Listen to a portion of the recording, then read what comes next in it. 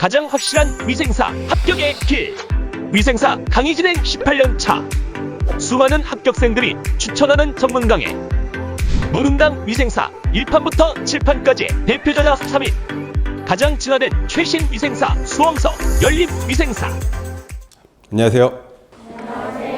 안녕하세요. 반갑습니다. 자, 대박 연륜고시학원에서 위생사 시험 과목 환경위생학이랑 위생곤충학을 강의하는 이승훈입니다.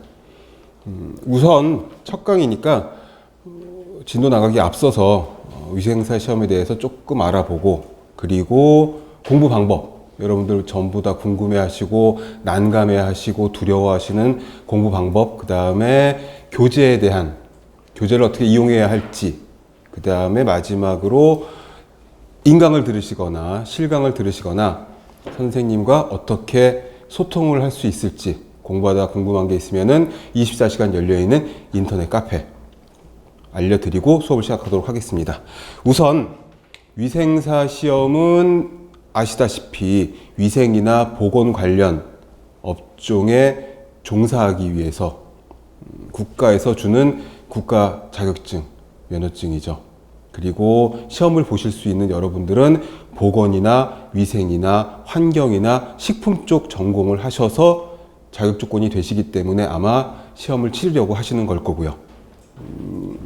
총 5과목이 위생사 시험 과목이고, 아시다시피 공중보건학과 법규 같은 것들은 익숙한데, 내가 식품 전공인데 환경위생학은 좀 생소한 것 같고, 나는 환경 전공인 거 있지만 그래도 환경위생은 생소하고, 위생곤충학은 누구에게나 다 낯선 과목이고, 그래서 아마 두려움이 많으실 텐데요. 1교시는 2교시 2과목, 3과목, 그 다음에 3교시는 아시다시피 실기, 그래서 3과목 40문항으로 되어 있죠. 보통 이런 식으로 구성이 되어 있는데, 아시다시피 공중보건학 법규, 그 다음에 환경위생, 식품위생, 위생곤충학인데, 우선 제가 담당하고 있는 과목만 예를 들어서 말씀을 드리면, 일단은 국가고시이기 때문에 아시다시피 과목당 40% 이상 득점을 해야 안정권이고, 그 다음에 총점의 60% 이상 득점을 해야 합격이죠.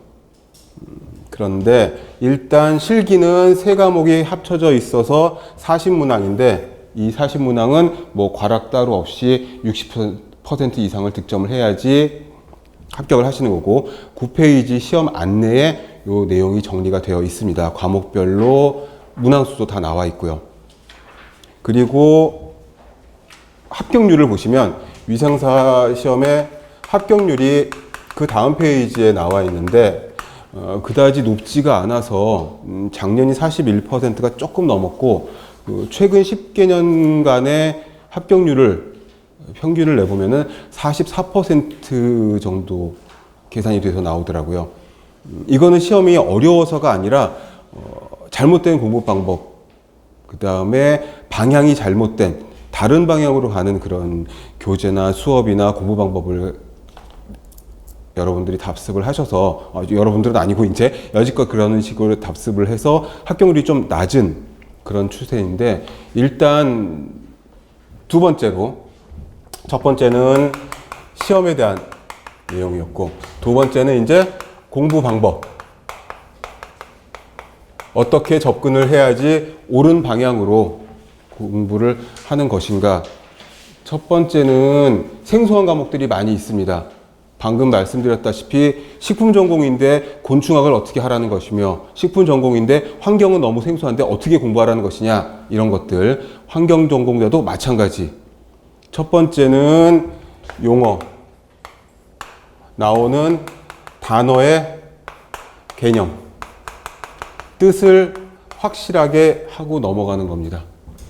처음에는 진도가 조금 느릴 수가 있는데, 일단 첫 페이지부터 생소한 단어가 막 쏟아져 나올 거예요. 곤충학은 더 할 것이고요. 이런 경우에 어떻게 수업 시간에 하나하나 단어의 뜻을 필기를 해드리고 말씀을 해드리고, 더군다나 수업 중에 계속 반복해서 말씀을 드릴 거예요.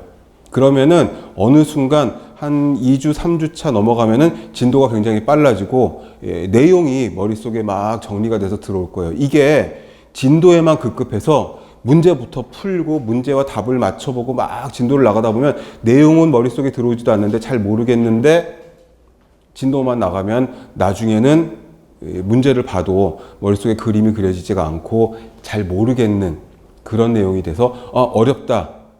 여기가 아닌가 본데 내가 이쪽 길로 가는 게 아닌가 본데 하고 막 막막해지는 수가 있거든요. 그래서 첫 번째로는 용어, 단어의 뜻을 그래야 두 번째로 이해가 됩니다.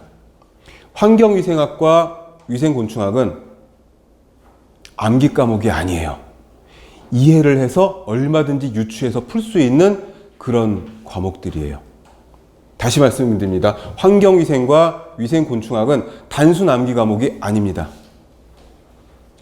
첫 주부터, 첫 시간부터, 1강부터 차근차근히 용어의 개념을 확실하게 정립해 나가다 보면 나중에는 유추해서 정답이 나오는 그런 과목들이에요. 물론 기본적인 거 몇 가지는 암기를 해야 되겠죠. 인수분해를 하려면 구구단을 알아야 되듯이, 그쵸? 알파벳을 알아야 일단 시작을 하듯이 기본적인 거 몇 가지는 암기를 하고 들어가야 하지만 나머지는 어떻게 이해를 해서 미루어 짐작해서 풀 수 있는 것들이 많이 있습니다. 그 다음에 이제 세 번째로 교재와 수업.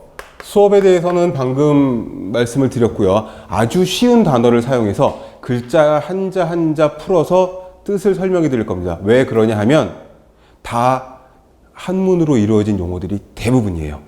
아니면 학명이거나 학명은 학명대로 좀 두려움이 있고 한자 용어는 한자 용어대로 두려움이 있는데 한자 용어 뜻을 한 글자 한 글자 풀어서 쉽게 설명을 해 드릴 겁니다. 그러면 훨씬 더 잘 외워지는. 그 다음에 교재. 일판 교재입니다. 열림위생사 교재가 시중에 나와 있는 어떤 교재들과 비교를 해도 가장 잘 만들었다고 자신할 수 있는 교재. 심혈을 기울여서 정말 막 갈아 넣은 그런 교재입니다. 특히 위생곤충학 공부할 적에 인터넷상에서 떠도는 이야기들이 뭐 구글링을 많이 해야 된다 뭐 이런 얘기들을 하는데 필요 없습니다. 제가 다 해서 여기다 갈아 넣었어요. 왜 그러냐 하면 수험생 여러분들께서 구글링에서 옳은 좋은 사진 이미지를 찾아내는 것도 좋지만 사실 이 벌레가 그 벌레인지 내가 찾는 벌레가 맞는 벌레인지 곤충학이 됐던 환경위생학이 됐건 간에 이 장치가 맞는 장치인지 구분이 잘 안 되잖아요. 인터넷에 워낙 많은 이미지들이 있으니까 제가 하나하나 다 구분을 해서 책에다가 집어넣습니다. 그래서 자신하건대 딱히 우리 교재를 선택하신 여러분들은 구글링이 필요치 않다. 그 다음에 정말 이건 자랑인데요. 교재에 보시면은 수질 오염 공정 시험 기준법 또 폐기물 공정 시험 기준 요게 부록으로 우리 실기책에 들어가 있어요. 이건 아마 우리 교재에만 들어가 있을 거예요. 작년 위생사 시험 문제에 수질 오염 공정 기준 그 다음에 폐기물 공정 시험 기준 이 문제가 출제가 되었어요. 이거는 환경부에서 만들어서 식품 전공가 하신 분들은 아시죠?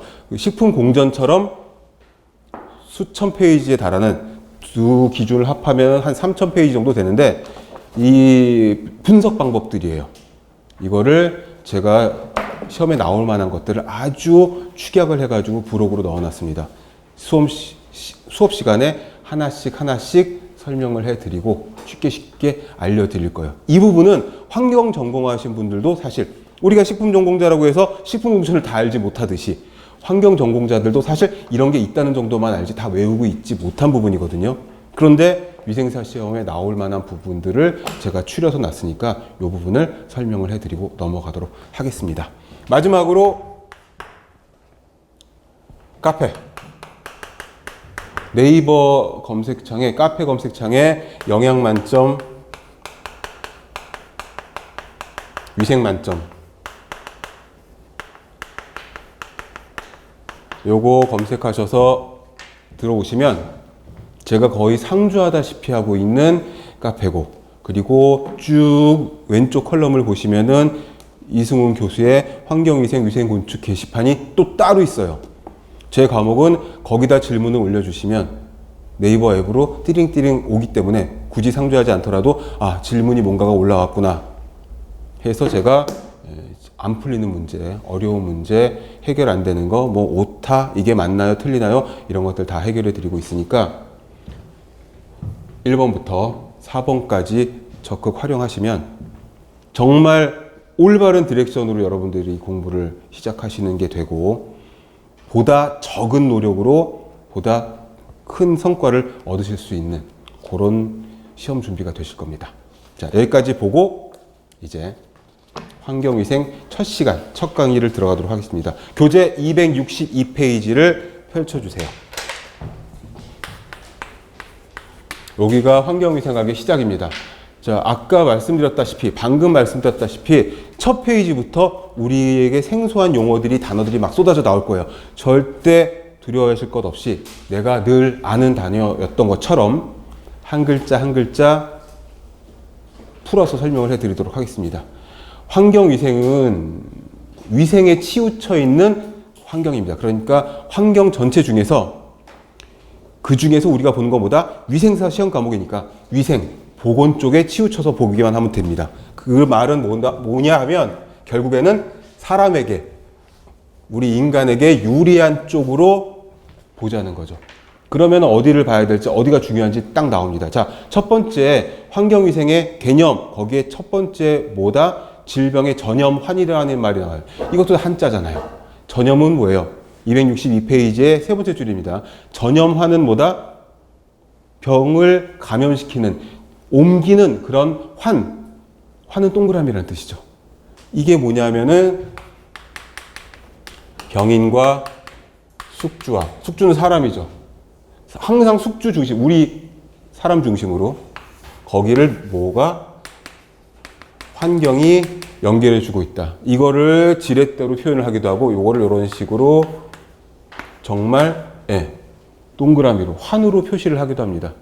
전염환은 뭐다? 그러니까 병원체, 병인은 병을 일으키는 원인, 그러니까 병원체가 되겠죠. 세균이나 곰팡이나 바이러스나 뭐 이런 것들이 되겠죠. 또는 위생곤충학에서 나오는 매개 곤충, 이런 병의 원인이 숙주와 환경 이렇게 연결되는 것들, 요게 전염환, 그거를 제거하거나 관리하는 거다. 그러니까 결국엔 누구에게? 숙주에게, 누구? 인간에게 이롭게 만드는. 너무 쉽죠. 자, 두 번째로는 WHO 아시죠? 세계보건기구에서 여기서 환경위생 전문위원회가 있어서 여기서 정의를 내렸는데, 공중보건학 시간에 나오는 공중보건학의 정의처럼 환경위생의 정의가 시험에 많이 나오냐면 뭐 딱 그렇진 않아요. 뭐 빤하니까. 그러니까 환경과 인간, 환경과 숙주에게 미치는 영향을 어떻게 관리를 하자, 그걸 통제하자. 뭐 이거는 뭐 시험 문제 만약에 나온다고 하면 바람직한 거, 옳은 거, 맞는 거 고르시면 되고, 그 밑에 있는 거가 조금 구분이 필요합니다. 자, 환경을 자연적 환경과 사회적 환경으로 나누는 거. 문제가 이렇게 쉬운 문제가 나와요. 다음 보기 중 예를 들어서 자연적 환경이 아닌 것은, 또는 박스에다가 한 대여섯 개 보기를 집어넣어 놓고 다음 보기 중 사회적 환경만으로 옳게 연결된 것은, 1번 가나다, 2번 가다, 3번 가라, 뭐 이런 식으로 나오는 문제 있죠. K형 문제, 이런 식으로 나올 수가 있어요. 자연적 환경은 말 그대로 내추럴한 거, 물리화학적인 거, 생물학적인 거, 그냥 자연적인 거. 근데 사회적 환경은, 사회라는 게 뭡니까? 사회. 소사이어티. 사회는 사람이 모여가지고 생겨난 게 사회잖아요. 커뮤니티, 집단, 뭐 이런 것들. 그렇죠. 집단. 그리고 어떤 공통점이 있는 부분들. 이게 사회잖아요. 그러니까 거기 책에 나와 있다시피 문화라든지 정치라든지 경제라든지 종교라든지 이런 것들이 사회적인 환경이니까 구분하기가 전혀 어렵지가 않죠. 이거는 거의 뭐 점수를 주려고 하는 그런 문제다. 근데 자주 나옵니다. 환경을 좀 구분하라는 문제가. 시험을 한두 번 보시는 게 아니잖아요, 우리가. 물론 국가고시는 입시 이후에 처음이거나 두 번째거나 아마 그러시는 분들이 굉장히 많을 거여서 그래서 두려움이나 걱정 같은 게 있으실 텐데 사실은 60% 이상만 득점을 하면은 합격을 하는 그런 시험이고 그리고 떨어뜨리자는 시험이 아니라 자격증 면허증을 주자고 하는 시험이기 때문에 난이도가 그렇게 막 어마어마하게 높은 문제가 100% 나오는 시험이 아닙니다. 그래서 쉬운 문제, 중간 난이도, 조금 어려운 거 잘 배합을 해가지고 난이도 조정을 하기 때문에 이런 쉬운 문제는 무조건 우리가 맞추고 넘어가야 되는 그런 부분이죠. 구분하시면 되고 그 다음에 이제 하단에 표가 나오죠. 자, 공기, 환경은 크게 어떤 식으로 구분하냐면 대기, 수질, 토양, 폐기물, 환경위생학의 범위입니다. 거기다가 소음, 악취, 소음과 진동을 같이 보기도 하고요. 그 다음에 최근에는 빛공해까지도 환경의 범주에 넣기도 합니다. 예전에는 대기, 수질, 토양, 폐기물이 끝이었었어요. 근데 사회가 발달하면서 아시죠? 소음이라든지 진동, 피해, 그 다음에 악취, 빛공해 이런 것들이 나오고 거기다가 이제 플러스 해가지고 산업위생까지. 우리를 둘러싼 환경은 의식주, 집안 환경도 문제지만 어떻게 일을 해서 먹고 살고 있으니까 하루에 8시간 이상 일을 하고 있는 직장에서의, 작업장에서의 위생도 굉장히 중요하잖아요. 이런 것들이 범위가 되는데 첫 번째로 이제 대기 쪽을 보자라는 거죠. 그 대기를 이루고 있는 공기, 공기의 조성, 우리가 숨쉬는 공기의 조성, 이거 다 너무 쉬운 내용이죠. 예전에 다 배웠던 겁니다. 질소가 가장 많은 비율을 차지해서 78%, 뭐 점 얼마 이런 것까지는 크게 외우시지 않으셔도 괜찮고 0.12 뭐 이 정도까지는 뭐 괜찮습니다. 산소가 20 또는 20.93이니까 어떻게 21% 반올림해서 볼 수 있고 그리고 근데 요거는 소수점 아래라도 외워두시는 게 좋아요. 이산화탄소는 0.03. 실제로 최근에 위생사 시험에서 재작년이었나 해서 그 0.03을 0.3으로 표시해 놓고 틀린 걸 고르라는 그런 문제가 있었거든요. 그러니까 1%도 안 되는구나. 0.03이구나. 그 다음에 뭐 아르곤 이렇게 되어 있는데 일단 이건 기존에 우리가 알고 있는 거고 그 옆에 보시면은 흡기와 호기. 흡기는 뭐죠? 우리가 우리말로 들숨이라고 하죠. 그 다음에 호기는 이거 한자죠. 날숨이라고 합니다. 날숨. 그러니까 들이마실 때, 내뱉을 때. 그래서 호흡이라고 하는 거죠. 이때는 비율이 바뀌죠. 들어 마실 적에는 공기 중에 있는 백분율과 똑같이 들어오는데 나갈 때는 어떻게 됩니까? 아시잖아요. 폐에 있는 폐포에서 어떻게 헤모글로빈이 산소와 이산화탄소를 교환을 해주니까 어떻게 산소는 내뱉을 때 좀 줄어들고 이산화탄소가 많아지는 거죠. 그래서 요 수치 17%, 4% 요것도 자주 나오는 내용입니다. 흡기는 공기 중의 백분율과 똑같은데 호기, 날숨일 경우에는 내뱉을 적에는 어떻게 산소가 우리 몸에 좀 들어왔으니까 산소가 좀 덜 나가고 그리고 이산화탄소는 사용된 이산화탄소가 우리 에너지를 만들 적에 이산화탄소가 발생하니까 걔네들이 나가는 거죠. 그래서 17%, 4%는 외워두시는 게 좋습니다. 이런 쉬운 문제들은 우리가 다 맞추고 넘어가야 되는 것들이고 그리고 참 1교시, 2교시에서는 필기시험이잖아요. 이 필기시험의 시간 배분이 분당 한 문제가 아니에요. 그래서 OMR 카드에 표기도 하시고 뭐 문제도 풀고 하시려면은 거의 1분에 한 문제가 아니라 한 4, 50초에 한 문제 정도씩 풀어야 시간이 되세요. 그러니까 다른 자격증이나 국가고시 문제들은 거의 1분에 한 문제씩이잖아요. 100문제면 100분 주고 막 이렇게 되는데 첫 페이지 보시면 나오시다시피 어떻게 보면 자 1교시가 105문제인데 90분밖에 안 돼요. 2교시는 75문제인데 65분밖에 안 돼요. 그러니 시간 배분을 잘 하셔야 되는데 실기시험만 겨우 분당 한 문제씩이잖아요. 근데 실기시험은 사실 시간이 많이 남으실 거예요. 그림이나 사진 보고 푸는 거기 때문에 크게 고민할 그런 시간적인 그게 없거든요. 근데 아무튼 이 시간 배분을 왜 말씀드리냐면 이런 쉬운 부분에서는 얼른 거의 2, 3초, 5초 안에 정답을 고르고 다른 문제, 좀 어려운 문제로 넘어가야 된다. 이 말씀을 드리려고 하는 겁니다. 자, 263페이지에 보시면 오늘 첫 강 1교시에서 가장 중요한 내용이 나옵니다. 뭐냐 하면은 공기의 자정작용이고요. 요거는 42회, 43회 쭉 넘어오는 동안에 계속 위생사 시험에서 가장 많이 나왔던 부분 중에 하나입니다. 공기의 자정작용 뭐다?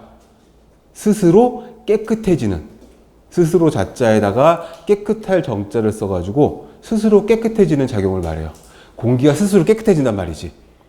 무슨 소리냐? 오염물질이, 유해물질이 배출가스가 또는 굴뚝에서 시커먼 연기가 막 나오는데 공기가 스스로 서서히 깨끗해지는 작용, 이거를 자정작용이라고 해서 이게 굉장히 중요한, 대기에서는 굉장히 중요한 부분을 차지하는 그런 내용이 됩니다.